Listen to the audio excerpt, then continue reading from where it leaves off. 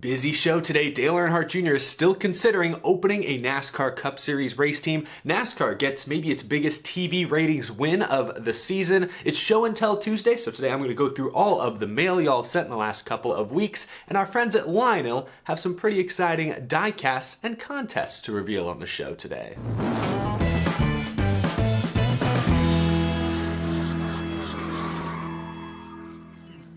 How's it going, y'all? My name is Eric and welcome to Out of the Groove. Hope your week is off to a fantastic start. Lots of news to get to today. North Wilkesboro continues to build support. We'll talk about Dale Earnhardt Jr. continuing to fuel rumors about his potential move into the NASCAR Cup Series. We'll talk TV ratings as well. Plus, we've got a ton of mail to go through. We'll see what kind of surprises y'all sent this past week. But first, this episode is supported by Lionel Racing, the official diecast of NASCAR. Their 2021 Wave 3 collection of NASCAR Authentics diecast will be available this month at Walmart and other retailers, and they sent me an early sample of all of the cars included in this wave. Among them, we've got some 2021 paint schemes for Kevin Harvick's Mobile 1 or Joey Logano's classic Pennzoil colors, but they've also thrown in some favorites from last year, including Kyle Busch's Skittles Zombie car. Remember, he won at Texas in this scheme, as well as Chase Elliott's number 9 championship winning Napa scheme. You see they got the little championship sticker there on the roof. Ryan Blaney's Dex Imaging car, Chase Elliott's Hooters Pink for Breast Cancer Awareness Month from last year. Some more Fords, Chris Buescher's Fastenal colors, Eric Almirola with the Smithfield.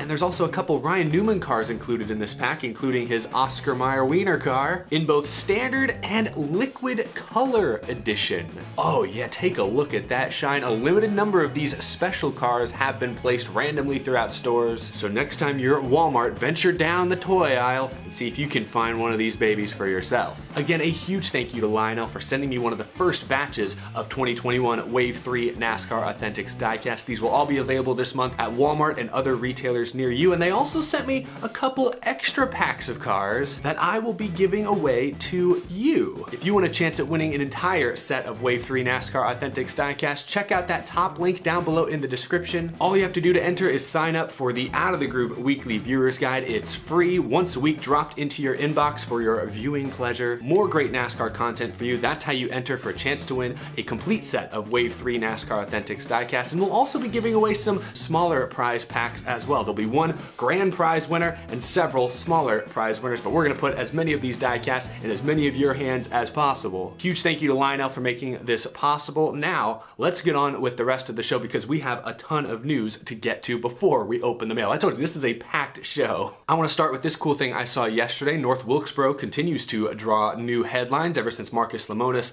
pledged $1 million to help renovate the facility. Yesterday, this Twitter user posted this photo of a huge billboard near the track that says, "We want you back," got the North Wilkesboro Speedway logo on it. Pretty freaking cool to see the local community rallying for support behind the historic short track. It's clear they want the track back. We'll see if NASCAR, Speedway Motorsports, Marcus Lemonis, whoever else, if they're able to build up enough financial support to make such renovations happen. But interesting to see conversations continue around that short track. We'll see what comes of it. Also, this morning I woke up with a big old grin on my face because Adam Stern from Sports Business Journal reported that FS1 earned a 1.71 rating and 3.091 million viewers for Sunday's Goodyear 400 at Darlington, the most watched Cup race on the channel since 2017. And he also mentions that NASCAR even won the weekend in viewership, beating the PGA Tour's final round just slightly. And that was on CBS network television. So NASCAR on cable with perhaps their biggest win of the season. This is huge. Most viewed FS1 NASCAR Cup Series race in the last 3.5 years. Everyone at NASCAR at Fox has to be feeling pretty dang good about themselves this morning. That's amazing. Mother's Day weekend, throwback weekend, bringing the low downforce package back to Darlington, all I think combined to generate an immense amount of excitement and hype for this weekend. It was the perfect storm, and I'm thrilled that FS1, NASCAR, everyone were able to capitalize on it. So we don't talk about TV ratings every week on this show, show because it's difficult to really understand the full scale, the full scope of what NASCAR's audience really looks like by just looking at that rating. But when the number is this big, it deserves a mention. So while the beginning of this season was terrible for NASCAR ratings, of course the Daytona 500 being heavily rain delayed saw by far record low TV ratings. The next few races kind of struggled as well, but since then the trends have started to go upwards again. We've seen some more support, some more excitement, some larger TV numbers the last few weeks, and this 3+ million viewer number for Darlington seems to be the culmination of all of it. We'll see if we can keep this momentum going, because I believe the rest of the races on the Fox portion of the schedule this year will be on FS1 before things move over to NBC and NBCSN later this summer. So we'll see if those numbers continue to go up, but just at face value, fantastic news on the TV ratings front for NASCAR. Interesting, I made a video just a few days ago called NASCAR is Very Much Alive. Happy to see the numbers backing that up. All right, now the big story that I want to focus on in this episode is Dale Earnhardt Jr., who continues to tease the possibility of Junior Motorsports moving to the NASCAR Cup Series. Not necessarily abandoning their Xfinity program, but also opening up maybe a single car operation in Cup. Dale Jr. continues to insist that this is very much a possibility. So after Justin Allgaier, his driver, won the Xfinity race on Saturday, Dale Jr. told the media, "We're having a lot of great conversations with people in the industry about whether this would work for us," this being a move to the Cup Series. "We've got a lot of confidence in our ability to run a race team. The hurdle is really whether you can make the financial numbers work and acquire the charter." We'll talk more about how the charter system plays into this in a moment, but also this was also tweeted by Adam Stern, another quote from Dale Jr. "We're motivated to learn whether this is the time to do it or not. I think it's probably now or never." Now or never. This is it. If you're ever going to see Dale Earnhardt Jr. run a NASCAR Cup Series team, he seems to be putting this deadline on himself. The next gen car is going to debut next season. What it will look like to manage and run a NASCAR Cup Series team is going to change dramatically. The costs up front are going to be very, very high, but over the next several years, it's expected to become cheaper to own a NASCAR Cup Series team than it is now. This is not the first time Dale Earnhardt Jr. has mentioned the possibility of bringing JRM to the Cup Series. Last month, he mentioned that with the introduction of the next gen car, he'd sat down with Rick Hendrick, with his sister Kelly, and others involved in the business to discuss whether or not they were missing an opportunity by not going to the Cup Series. So Dale Earnhardt Jr. has clearly been thinking about this for months. But there is a slight change in the language he's using. Last month, while he did say that they had been thinking about going to the Cup Series and what it would take to make that possible, he did say last month that he didn't think it was likely. He thought they would likely stay in the Xfinity Series, or at least that's what he alluded to. The language seems to have changed a bit this past weekend, where now he's talking about like an ultimatum, like if they don't do it now, they're never going to do it. That puts some pressure on this decision. That makes it sound more likely to me that Dale Jr. and that whole team will move to the NASCAR Cup Series next season. There are a lot of obstacles still standing in the way, which Dale Earnhardt Jr. mentioned there when talking about the expensive price of charters. So let's talk about what it might take to bring Junior Motorsports into the NASCAR Cup Series, because I think we'd all love to see Dale Earnhardt Jr. own a Cup Series team. We all love, or at least I love, what he's done with JRM in the Xfinity Series. It's a very strong, very competitive organization that's been kind of a jumping off point, a launching pad, if you will, for many successful young drivers' careers. But if he's able to keep that operation running and maybe open up a single car, with the opportunity to grow perhaps Cup Series team, I would love it, because chances are they would be competitive. They would have Hendrick or Chevrolet support. I love seeing more competitive cars in the NASCAR Cup Series. But what would it take? What's standing in the way of Junior Motorsports just saying, oh yeah, let's just get some chassis in here, let's go cup racing next year and see what happens? The charter system is both the number one obstacle, but is also one of, I think to some team owners at least, one of the more appealing aspects of going Cup Series racing, because if you can foot over the cash to buy a charter, if a charter is even available, once you're in the charter system, there are some perks, there are some guarantees that come along with that I'm sure many team owners, like. That it's kind of a sigh of relief. But talking about the charter system, charters are expensive. There are a lot of people outside bidding for charters right now, and unfortunately the number of charters available are extremely scarce. NASCAR has capped the number of charters at 36. They've shown absolutely no indication that they're going to add more charters anytime soon, so the number for the foreseeable future is 36. No more, no less. And so if you're one of these teams on the outside looking in who wants a charter, and there are several very big name teams that have publicly expressed their desire to purchase a charter, including 2311, who would love to buy, I think, one or more charters this offseason. Colleague Racing says they're going to go full time. They'd like to do it with the charter. Trackhouse currently does not own a charter. They're leasing one of Spire's 3 charters. They'd like to buy their own charter at some point. Throw Junior Motorsports into the mix, that's going to be a hell hell of a bidding war between all of those powerhouses. Michael Jordan bidding against Dale Earnhardt Jr.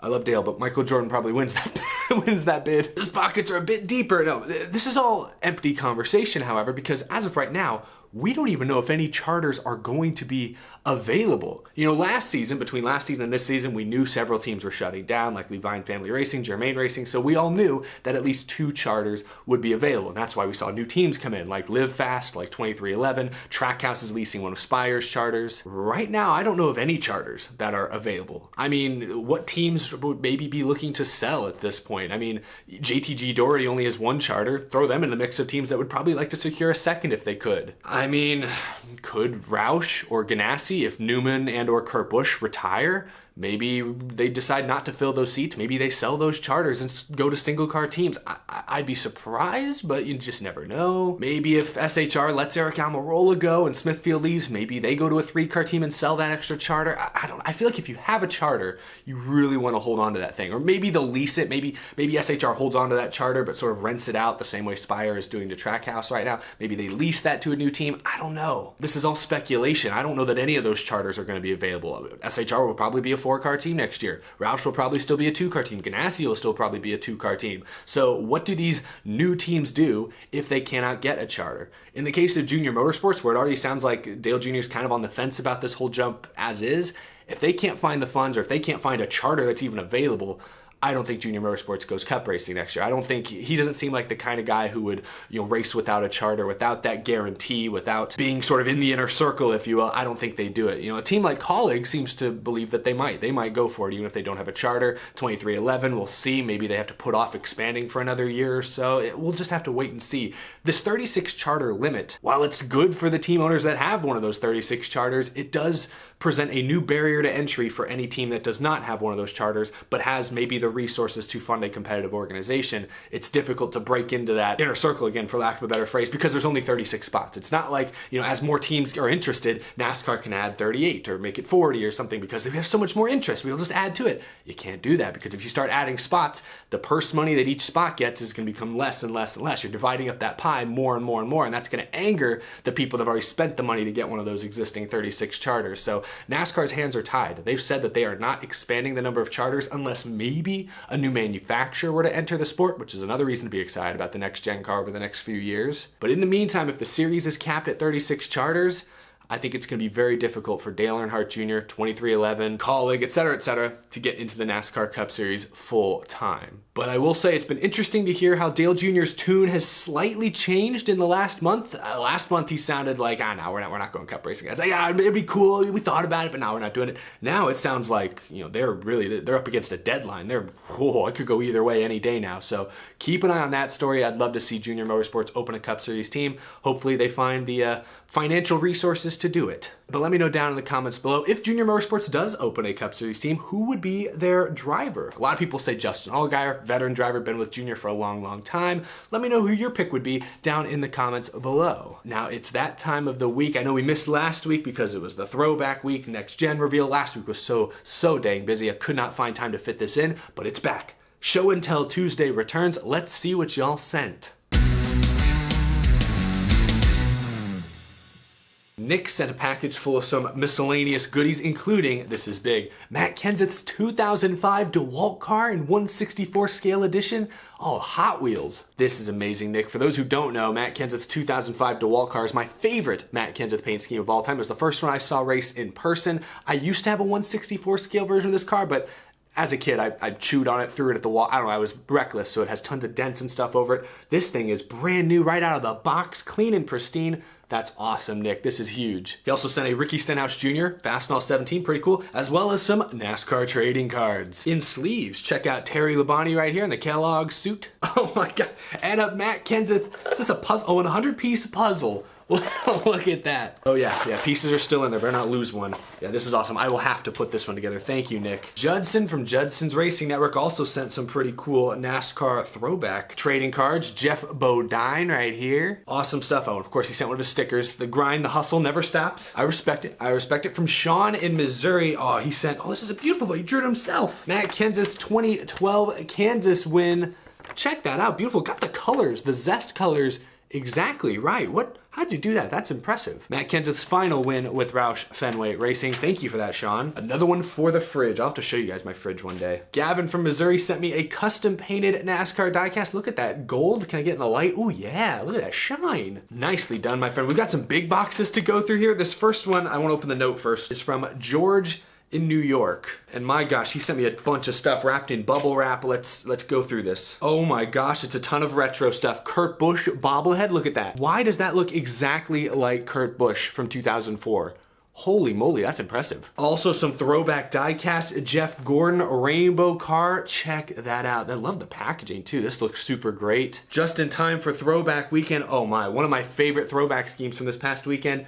Kyle Petty, the 44 Hot Wheels car, complete with the little toolbox as well. Wow, the color looks so good. This is awesome. Oh, and the throwback does not stop there. Ernie Irvan Skittles car. Remember Kyle Busch threw back to this a few years back, and honestly I think this looks better than a lot of the current Skittles cars.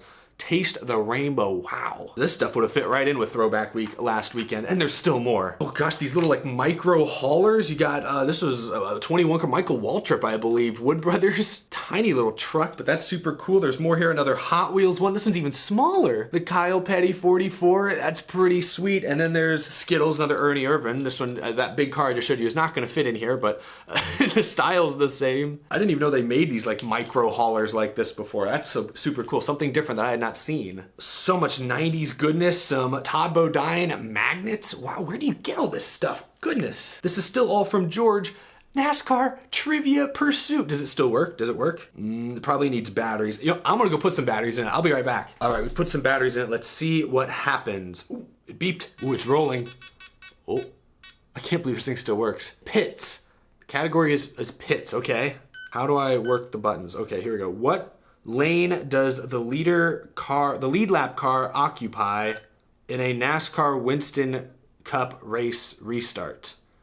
When was this thing made? I guess the outside usually. Lead lap cars on the outside. Remember they used to line up the lap down cars on the inside back when single file restarts were kind of the thing, right? Where are the answer choices? Okay, the inside lane, no, it's not the inside lane. The middle lane. Is it the middle lane? Is that the right answer? No, I don't think it's the middle lane. I think it's the outside lane. I think, you guys can't see that. I think it's the outside lane. I'm gonna say yes. Woo! 1 for 1, baby. I'm rocking and rolling. Trivia Pursuit NASCAR. I can't believe this thing still works. Just need a fresh battery. Wow. Well, I will continue that later. We'll see if we can keep the hot streak rolling. There's still more in this box. What is this, a Pokeball? George sent a Pokeball? Oh, what the? More micro cars. I've never seen these. Oh my gosh, they're tiny. Can you see that? That's the Hot Wheels 44. We're seeing a lot of that today. What? They're so small. I had a 1/64 scale version of this race car growing up as a kid. Schrader, Mark Martin, Vavely #6. These things are so dang tiny. I don't even know if the camera's focusing on it. I'll fit into this Pokeball. This is so random packaging, but thank you. This is an insane loot crate you sent, George. Oh my gosh, we saved, I don't know about the best, but the most interesting for last.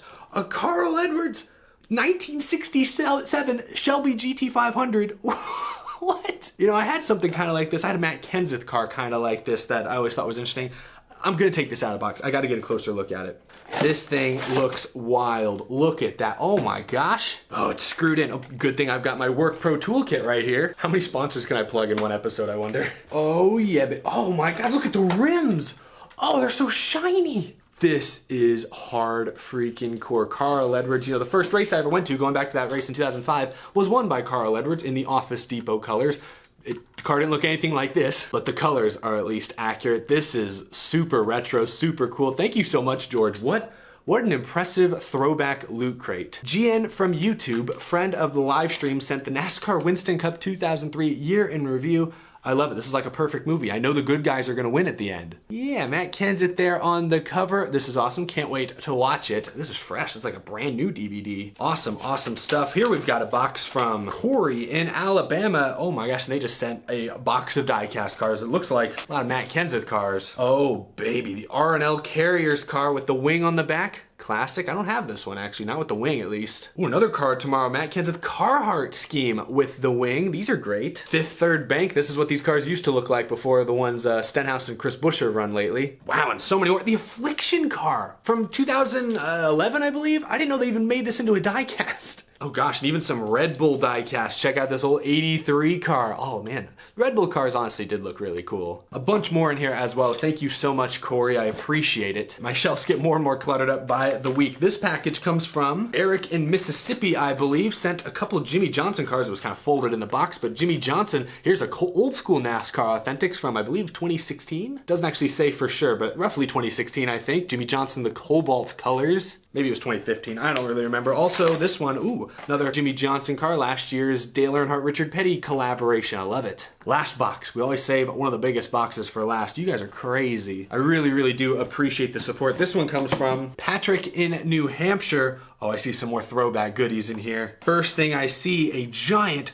Steve Park. Oh, Looney Tunes throwback. What scale is this? 1/43rd scale? I like the display with Tweety Bird and Sylvester on it. This is a gorgeous looking paint scheme. I love that. It's larger. Oh, you even got the Sylvester the cat and Tweety Bird on the hood. I didn't even notice. This will match up nicely with my Jeff Gordon car I have over there. I think you guys can see it. That's also a Looney Tunes scheme. I don't know. I'm not like a huge Looney Tunes guy, but I mean, why not? Who doesn't love Bugs Bunny and Tweety Bird? Very, very cool. Also, ooh, Kyle Busch with the silver numbers. Love this paint scheme. Couple of other die casts in here. Oh my gosh, Danica. This is a Danica, I believe. Oh, it's one of those ice cars. Danica Patrick GoDaddy Ice. I want to take this one out of the box. Hopefully you guys can see some of the details on it. Oh wow, just touching the car feels weird. I've never actually had one of the like ice finish schemes. I don't know if you guys can see the details very well on that, but one of our old Nationwide cars with the Mickey ear spoiler. That's pretty cool. I'll put that back in the box for now. I don't usually keep my cars in the box for very long. Just full warning now in case you guys ever send me anything else. Dale Earnhardt Jr. from 2014. Oh, this is his Daytona win. Oh wow, like taking this one out of the box too. Gotta get a closer look at the finer Lionel details. Oh yes, from his 2014 Daytona 500 win. You can see, hopefully you can see some of the confetti and things on the hood. Very, very nice. I always really liked this National Guard paint scheme especially, and the 2014 Daytona 500 was a very fun race, and wow, the confetti, the details look so good. This one's great. Thank you. Oh, Patrick, you madman, you saved maybe the biggest for last. Oh my gosh, according to his note, this is Kyle Busch's first career win die cast. Let's get through this diver. Oh my goodness. First career win, Auto Club Speedway. Oh, I miss these Kellogg's cars. You know, I love the old, more orange, Tony the Tiger, Terry Labonte era Kellogg's cars, but I also love these yellow and blue ones Kyle Busch ran. Even Carl Edwards had kind of a yellow and bluish one he ran for a couple of years. This is so cool. Yeah, it is a race used one. You can see the grime and stuff on the hood. I hope you guys can see some of that. Oh, there's even a scratch here on the door by the rooster. There you can see a little burnt tire mark kind of. Gosh, that is so sharp. Kyle Busch's first career win, drove for Hendrick Motorsports at the time. This is a gorgeous, gorgeous diecast. Patrick, thank you so much. This is, he said in his note that maybe I could display some of these in the background. I think this one might be a candidate. Oh yeah, I think I see a spot for it. This is super duper cool. Thank you, Patrick. Thank you everyone who sent things to my P.O. box these last couple weeks. Wow. Y'all continue to blow my mind every single week. I love seeing things that I didn't know existed, like those tiny little cars or like the tiny haulers or the Trivia Pursuit game I knew existed. I didn't think it was gonna still work. Or this, like why did these ever exist? I mean, they're hilarious. They're super cool, but like what? You guys are incredible. I hope you enjoyed Show and Tell Tuesday. If you want to send something to my P.O. box and perhaps see it in an upcoming Show and Tell Tuesday, that address is down in the description below. Thank you all for watching. Be sure to subscribe if you're new to the channel. We talk NASCAR news almost daily here at Out of the Groove. You're not going to want to miss a thing. As always, a huge thank you to my amazing Patreon supporters as well. I could not do this show without the incredible support I get from fans like you each and every single month. I greatly appreciate it. Really feeling very thankful this morning. Thank you all so much for supporting the show, supporting the channel. Really, really does mean the world to me. I will see you all again later this week. We're going live tomorrow with the NASCAR Weekly Podcast right here on this channel, so you'll see a whole lot more of me very, very soon. Take care, everyone. Have a fantastic rest of your day.